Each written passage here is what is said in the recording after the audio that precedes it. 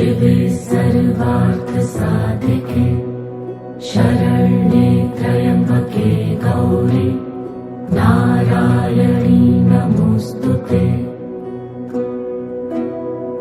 या देवी सर्वभूतेषु विष्णुमायेति शक्तिता नमस्तस्यै नमस्तस्यै नमस्तस्यै नमो नमः। या देवी सर्वभूतेषु चेतनेत्यभिधीयते नमस्तस्यै नमस्तस्यै नमस्तस्यै नमो नमः।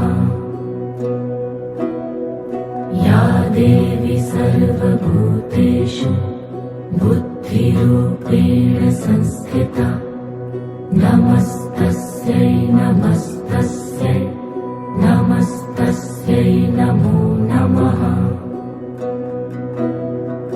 या देवी सर्वभूतेषु निद्रारूपेण संस्थिता नमस्तस्यै नमस्तस्यै नमस्तस्यै नमो नमः।